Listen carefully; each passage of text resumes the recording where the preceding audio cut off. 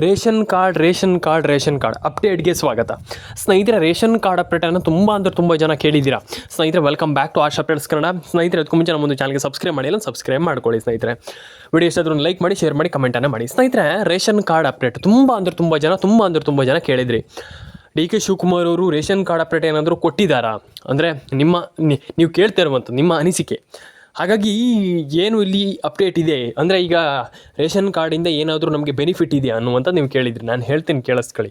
Ration ಕಾರ್ಡಿಂದ ಏನು benefit ಇದೆ, ಅದ್ರ ಜೊತೆಗೆ ರೇಷನ್ ಕಾರ್ಡಿಂದ ನಿಮ್ಗೆ ಎಷ್ಟು ಬೆನಿಫಿಟ್ ಇದೆ ಅನ್ನುವಂಥದ್ದನ್ನು ಹೇಳ್ತೀನಿ. ನಾನು ಏನೋ ಸುಮ್ಮನೆ ನಾನು ಏನು ಹೇಳಲಿಕ್ಕೆ ಹೋಗಲ್ಲ. ವಿಡಿಯೋದ ಫಸ್ಟಲ್ಲೇ ನಾನು ಹೇಳ್ತೀನಿ, ಕಂಪ್ಲೀಟಾಗಿ ಎಕ್ಸ್ಪ್ಲೈನ್ ಮಾಡ್ತೀನಿ. 3 ವಿಚಾರಗಳಿದೆ ಈ ಒಂದು ವಿಡಿಯೋದಲ್ಲಿ, 3 ಕೂಡ ಕವರ್ ಮಾಡ್ತೀನಿ. ಸ್ನೇಹಿತರೆ, ಅಕ್ಕಿ ಮತ್ತು ರಾಗಿ ಎಲ್ರಿಗೂ ಜಾಸ್ತಿ ಆಗ್ತಾಯಿದೆ. ಅಂದರೆ ಸಿಂಪಲಾಗಿ ಹೇಳ್ತೀನಿ, ಕೇಳಿಸ್ಕೊಳ್ಳಿ.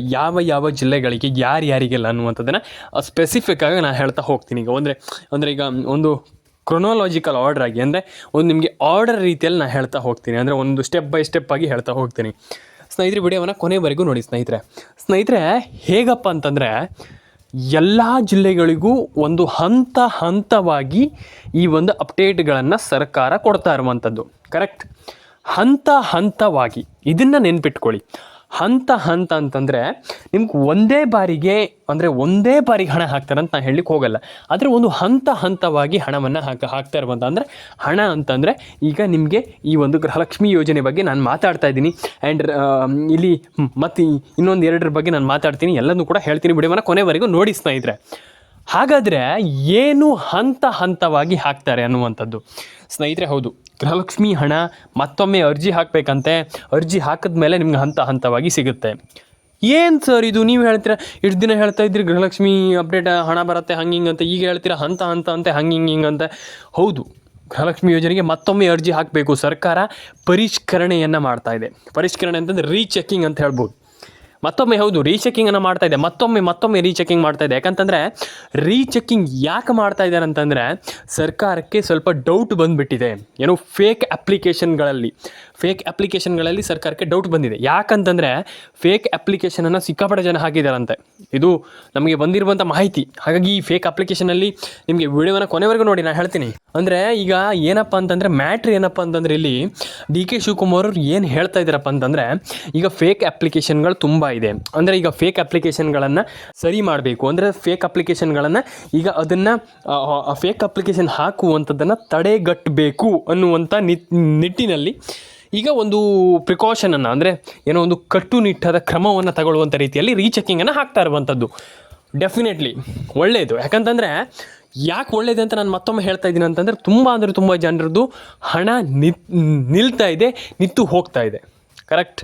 ಹಾಗಾಗಿ ಈ ರೀತಿ ಪ್ರಾಬ್ಲಮ್ ಆಗೋದ್ರಿಂದ ತುಂಬ ಜನ ಡಿಮೋಟಿವೇಟ್ ಆಗ್ತಾರೆ. ನಮಗೆ ಹಣ ಎಲ್ಲಿ ಬರುತ್ತೆ ಬಿಡ್ಗುರು, ಆ ರೀತಿ ಥಿಂಕ್ ಮಾಡ್ತಾರೆ ಅಲ್ವಾ? ಹಾಗಾಗಿ ಅದನ್ನು ಸರಿ ಮಾಡಬೇಕು, ಅದನ್ನು ತಡೆಗಟ್ಟಬೇಕು, ಅದನ್ನು ಇಲ್ಲಿ ಏನೋ ಕರೆಕ್ಟಾಗಿ ಮಾಡಬೇಕು ಅನ್ನುವಂಥ ಒಂದು ನಿಟ್ಟಿನಲ್ಲಿ ಏನು ಡಿ ಕೆ ಶಿವಕುಮಾರ್ ಅವರು ಕರೆಕ್ಟಾಗಿ ಆ ಒಂದು ಕೆಲಸವನ್ನು ಮಾಡ್ತಾ ಇರುವಂಥದ್ದು. That is a good. ನಂಗೆ ಯಾಕಂತಂದರೆ ನಾನು ಯಾಕೆ ಹೇಳ್ತೀನಿ ಅಂತಂದರೆ, ಅದು ಒಳ್ಳೆಯದೇ 100%. ಯಾಕಂತಂದರೆ ಆ ರೀತಿ ಕೆಲಸ ಮಾಡಿದಾಗ ನಮ್ಗೆ ಖುಷಿ ಆಗುತ್ತೆ. ಯಾಕಂತಂದರೆ ಸರ್ಕಾರ ಆ ರೀತಿ ಮಾಡಿದಾಗ ತುಂಬ ಜನರಿಗೆ ಹಣ ಜಮೆ ಆಗುತ್ತೆ. ಹಣ ಜಮೆ ಆಗುವಂಥದ್ದು ಒಳ್ಳೆಯದಕ್ಕೆ ಅಲ್ವಾ? ಹಾಗಾಗಿ ಹಣ ಜಮೆ ಆಗಬೇಕು, ಎಲ್ರಿಗೂ ಒಳ್ಳೆಯದಾಗಲಿ.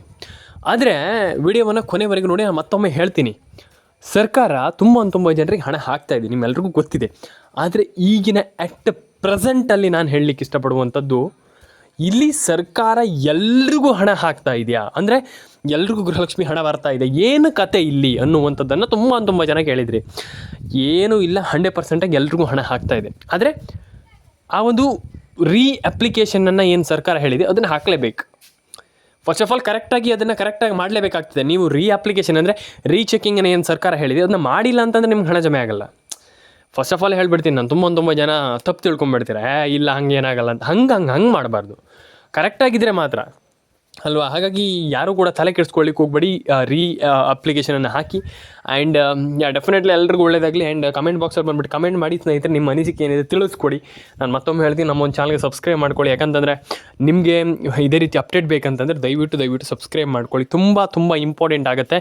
ಹಾಗಾಗಿ ತುಂಬ ಜನ ಸಬ್ಸ್ಕ್ರೈಬ್ ಮಾಡ್ಕೊಳ್ತಾ ಇಲ್ಲ. ದಯವಿಟ್ಟು ಸಬ್ಸ್ಕ್ರೈಬನ್ನು ಮಾಡ್ಕೊಳ್ಳಿ. ಯಾಕಂತಂದರೆ ನಾನು ಆಲ್ರೆಡಿ ನಿಮ್ಗೆ ಹೇಳಿದ್ದೆ, ಯಾಕಂತಂದರೆ ತುಂಬ ಇಂಪಾರ್ಟೆಂಟ್. ಹಾಗಾಗಿ ಈ ರೀತಿ ಸಬ್ಸ್ಕ್ರೈಬ್ ಮಾಡ್ಕೊಳ್ಳೋದ್ರಿಂದ ನಿಮಗೆ ತುಂಬ ಬೆನಿಫಿಟ್ ಇದೆ, ಅಂದರೆ ನಿಮಗೆ ಅಪ್ಡೇಟ್ ಸಿಗುತ್ತೆ ಅನ್ನುವಂಥದ್ದು ನಾನು ಹೇಳಿದ್ದೆ. ಹಾಗಾಗಿ ದಯವಿಟ್ಟು ಸಬ್ಸ್ಕ್ರೈಬ್ ಮಾಡ್ಕೊಳ್ಳಿ. ಆ್ಯಂಡ್ ಇದ್ರ ಜೊತೆಗೇ ಅನ್ನಭಾಗ್ಯ ಯೋಜನೆಯಲ್ಲಿ 10 kg ಏನಿತ್ತು ಅಂದರೆ ಮುಂಚೆ, ಅಂದರೆ ಮೊದಲು 10 kg ಏನಿತ್ತು ಅದನ್ನು ಚೇಂಜ್ ಮಾಡುವಂಥ ಎಲ್ಲ ಸಾಧ್ಯತೆ ಇದೆ. ಅಂದರೆ 20 ಏರಿಸುವಂಥ ಎಲ್ಲ ಸಾಧ್ಯತೆ ಇದೆ. ಯಾಕಂತಂದರೆ ಈಗಿನ ರೇಷನ್ ಕಾರ್ಡ್ ಅಪ್ಡೇಟ್ ಜೊತೆಗೇ ಈ ರೇಷನ್ ಕಾರ್ಡಲ್ಲಿ ಏನು ಹೇಳ್ತಾ ಇದ್ದಾರೆ ಅದನ್ನು ಕರೆಕ್ಟಾಗಿ ಮಾಡಿಲ್ಲ ಅಂತಂದರೆ ಏನೂ ಮಾಡಲಿಕ್ಕಾಗಲ್ಲ. ಹಾಗಾಗಿ ರೇಷನ್ ಕಾರ್ಡ್ ಅಪ್ಡೇಟನ್ನು ಕರೆಕ್ಟಾಗಿ ಇಟ್ಕೊಳ್ಬೇಕಾಗ್ತದೆ, ರೇಷನ್ ಕಾರ್ಡ್ ಅಪ್ಡೇಟನ್ನು ಕರೆಕ್ಟಾಗಿ ಮಾಡಬೇಕಾಗ್ತದೆ. ಹಾಗಾಗಿ ತಲೆ ಕೆಡಿಸ್ಕೊಳ್ಳಿಕ್ಕೆ ಹೋಗ್ಬಿಡಿ, ರೇಷನ್ ಕಾರ್ಡ್ ಅಪ್ಡೇಟನ್ನು ಮಾಡಿ, ಆಧಾರ್ ಕಾರ್ಡ್ ಅಪ್ಡೇಟನ್ನು ಮಾಡಿ, ಪ್ಯಾನ್ ಕಾರ್ಡ್ ಅಪ್ಡೇಟನ್ನು ಮಾಡಿ. ಆ್ಯಂಡ್ ಪ್ರತಿಯೊಬ್ಬರ ಅಕೌಂಟಿಗೆ ಹಣ ಜಮೆ ಆಗಲಿ. ಏನೋ ಅವ್ರಿಗೆ ಮಾತ್ರ ಇವ್ರಿಗೆ ಮಾತ್ರ ಪ್ರತಿಯೊಬ್ಬರಿಗೂ ಹಣ ಜಮೆ ಆಗಲಿ, ಎಲ್ರಿಗೂ ಒಳ್ಳೇದಾಗಲಿ. ಅರ್ಥ ಆಯ್ತಾ? ಜನರ ಹಸುವಿಗೆ ಅನ್ನಭಾಗ್ಯ ಅನ್ನುವಂಥದ್ದು ನಿಮ್ಮೆಲ್ಲರಿಗೂ ಗೊತ್ತಿದೆ, ಅದೊಂದು ಸ್ಲೋಗನ್.